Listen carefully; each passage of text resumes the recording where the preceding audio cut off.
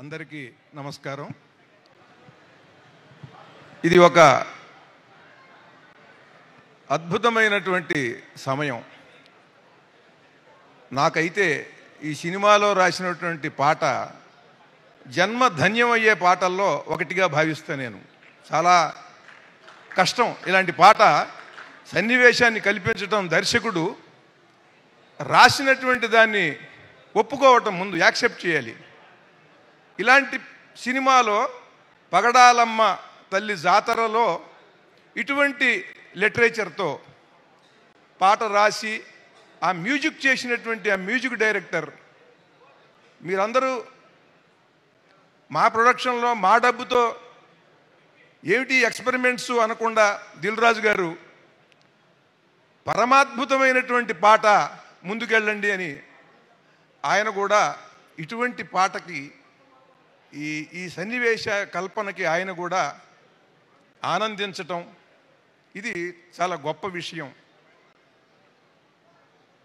ఈ పాట రాస్తున్నప్పుడు డైరెక్టర్ గారితో కలిసి మాట్లాడుతుంటే వేణు శ్రీరామ్ గారు, ఆయన చాలా ప్రతిభావంతుడు మాత్రమే కాదు, గొప్ప సంస్కారవంతుడు. సంస్కారం లేకుండా గొప్ప గొప్ప పాటలు రావు. దిల్ రాజు గారు ఎన్నో ఇంటర్వ్యూలు చెప్తున్నారు, చూస్తుంటే చాలా ఇన్స్పైరింగ్గా ఉన్నాయి వింటుంటే. ఆయన చిత్ర పరిశ్రమకి ఒక సంచరిస్తున్న విజయ పతాకంలా ఉంటాడు నాకు. అది దాని వెనకాల చేసేటువంటి కృషి, ప్రతి క్షణము ఆయన పడేటువంటి తపన సినిమా కోసం ఏమిటనేది ఈ పాట రాస్తున్నప్పుడు ఆ యూనిట్ని చూస్తుంటేనే అది నాకు స్పష్టంగా తెలిసింది.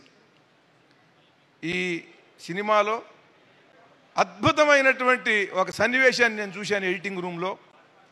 చాలా ఆశ్చర్యకరంగా ఉన్నది ఆ ఫైట్. అది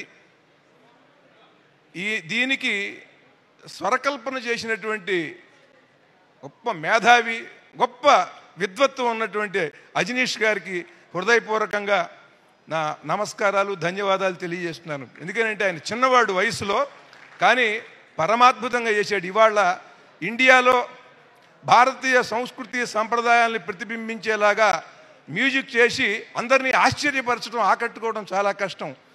దిల్ రాజు గారు చెప్తున్నారు, ఒకప్పుడు ఉదయం ఆటకి టిక్కెట్లు అందటం ఎలా అని ఆలోచించి తపన పడేటువంటి ప్రేక్షకుడికి ఇవాళ ప్రేక్షకుడిని ఉదయం ఆటకి రప్పించడం ఎట్లా అని నిర్మాతలు ఆలోచించే స్థితికి వచ్చింది.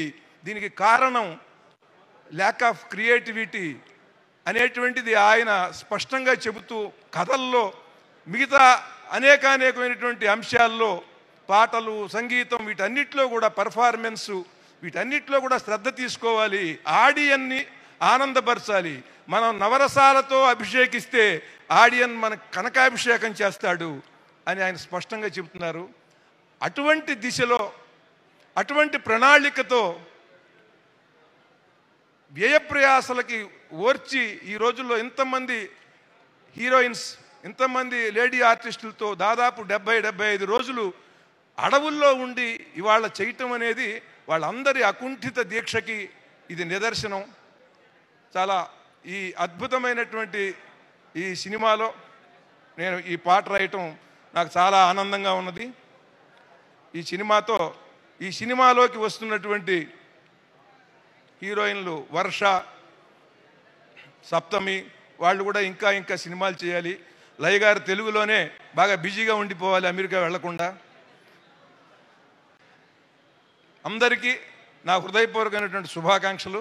ముఖ్యంగా వేణు శ్రీరామ్ గారు ఈ సినిమా తర్వాత pan India director, pan India సినిమాలు అనేవి వినబడుతున్నాయి. మనం అటువంటి పాన్ ఇండియా సినిమాని ఆయన డైరెక్ట్ చేయాలి అని హృదయపూర్వకంగా కోరుకుంటున్నాను. అందరికీ ఈ సినిమా ఆనందాన్ని ఇస్తుంది. మనం ఏదైనా పని చేస్తున్నప్పుడు వర్షం కురిస్తే శుభం అనుకుంటాం, చక్కగా వర్షం కురుస్తోంది. ఇలాగే కనక వర్షం కూడా కురియాలి ఈ సినిమాకి అని కోరుకుంటున్నాను. విజయోస్తు. Thank you sir, thank you so much. మీరు ఇవాళ ఈ కార్యక్రమానికి రావడం మాకు చాలా సంతోషాన్ని